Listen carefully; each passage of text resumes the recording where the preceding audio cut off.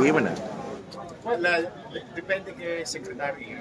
Kami naman, we suggested and at the same time consulted the community to really put investment in this part of the city, which is a very historical city for us because a historical place.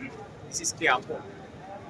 And in Quiapo, Bayan Boulevard, divided by two, where the Christian and the Muslim community meet every single day, live together, grew up together, and it's a peaceful community. Now, we want them to invest in the skills and heritage of our Muslim brothers and sisters in this community. We did it somewhere else in Manila. So far, bating average namin, medyo successful naman. And I think ito ang ating halal town proposal, the national government, Secretary, will be the next tourist spot in the city, not only Fort Santiago, not only Esplanade, not only Madagascar, but now this place. Any John Doe's and Mary, foreigners and domestic, can go here, feel safe, they can eat clean food, buy clothes, and so on and so on. Statement from the Secretary.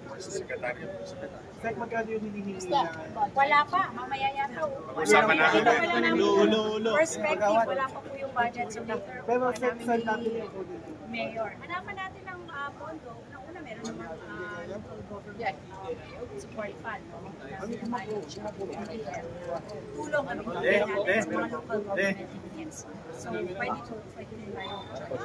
Bale, sir, iba pa to sa national cellphone. Wala na akong Ay, iba pa to. Iba pa yun. Kasi yung apat na cellphone nakasakot yan sa atin. Magkano yung magiging Pag nakuha na po natin sa kanila. Next, Paolo. Secretary, how does this hit close to home for you in a good way? You're part of the community. May Koreatown na sa may area ng Malate. Mas mapapaganda yung Muslim town here. How do you feel supporting this project? Siyempre, masayang-masaya po tayo. Tsaka proud tayo. No? Magkakaroon tayo sa Maynila. Unang-una, focus natin, inshallah, hopefully, maayos na rin natin ito.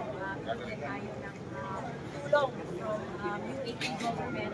And then, inshallah, maayos natin ito. And then, next part, ito namang halal town. Alam niyo po ba na itong halal industry worldwide, it's a multi-billion industry po, hindi lang po turismo ang makakatulong sa ating bansa, no? Pati yung mga trabaho para sa ating mga kababayan. So masaya tayo pag ito po ay napagawa, of course, sa tulong ng Manila government at saka si Mayor, masaya tayo, no? Makakabibigay tayo ng maraming trabaho sa ating mga Mayor, MSMEs yung karamihan sa mga nanditong dinalaw ninyo. No? How does this project help uplift yung mga micro, small, and medium enterprises, especially dito sa area ng Quiapo na known as commercial district talaga? Actually, pagka tinignan mo ito, no? Hindi lang Maynila ang makikinabang rito, pati yung mga kapitbahay natin sa Mindanao. Because some of the goods being sold here is made from Mindanao. Kaya malaking bagay ito in such a way, particular sa dati tawag natin underground economy.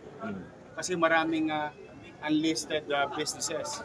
But putting investment in this area by the national government and local government, everything will be put into right perspective. There will be cleanliness, orderliness, peace and order, then legitimizing their existence where the government recognizes their effort. Ito mga ganito negosyo, kailangan lang ito kilalanin. Magko-coexist. Meron lang tayo mga challenges na kailangan talaga ay mag-participate yung mga kapitbahay natin dito ng kaayusan, ng disiplina, ng kalinisan. Because at the end of the day, sila rin naman ang makikinabang kapag mas maayos to. Yes, you are right. There is Chinatown, there is Koreatown. Now there will be Halal Town in the city of Manila. Why not? Yeah? Kaya excited kami. And this can be also duplicated in other provinces or cities with the Islamic community. Kaya sa amin, pag nagtuloy-tuloy ito, basta ako, wala ko ibang hinihingi sa kanila, kundi mag-ayos lang sila, kusang disiplina.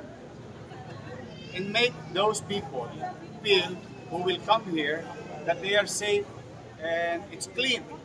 Tinira ko nga, awa ng Diyos. Nakaka-10 minutos na ako, okay pa. Diba? Saka mura pa, 30 pesos, imagine mo yun, solve ka na. So yung mga estudyante natin, just within the border of the Islamic community or Halal Town, which is nandiyan lang, mga isang bloke na lang ang layo. Nandiyan na yung ating mga estudyante. O yung kanilang baon, o, napapamahal sila. Eh pag dito, tasikwent kanina yung itlog, almusal.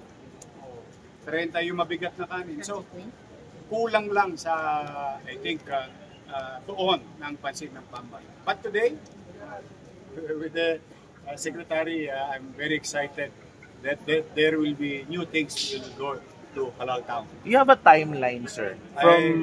From budget to Bigay mo sa amin execution? yung pera, tapusin namin agad ito. Kilala mo naman Manila, di ba? Kami, marami kaming pangarap eh. Puro pangarap lang kami ngayon. Wala kaming tsapi. But with the help of the national government, excited kami lagi. And we're very happy. In fact, as you all know, about 2 weeks ago, President and I had a very good talk and on all other plans for the city. And I think he's gonna do it. So, talagang nakakatuwa lang kasi kailangan namin lahat ng tulong.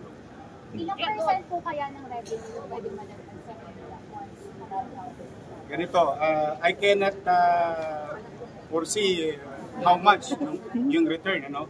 But I'll give you facts of things in the past. You know, Ugbo? Dati kami lang kumakain dun. Kami lang kumakain ng lechon, kamto, tumbong, and so on and so forth. Kami lang, mga taga-tundo. Dalawa lang yun, si Rado saka si Edith. What we call Tomboy. Si Tomboy. Now, after during our first term, parang ganito kalaki yun eh. Ito, hanggang kanto. Lahat ng bahay na upahan, from 7,000 pesos become 35,000 pesos. Yung mga apartment. Daming trabaho, daming tinda. So that's one. Nag-blow exponentially. Second, in the Campa area, the Los Reyes, recently, as you see, yung nag-blow out of exponentially rin. It's just that pagka mayroong semblance of governance, mas komportable ang tao pumunta. So, yung isang nagtitinda ron, ano yung kukumubo kayo? Oo, yun. Kasi yung iniinom, 60 pesos. Before, in the absence of government, 50 cups a day siya. When the government recognizes yung community, 400 plus cups a day. And when we visited it and start promoting it, became 1,000 cups a day. So if you do the math, I think the high probability of the community gaining economically is very high. So yun yung investment ng national government to help the community and the community to strive and to have a better opportunity.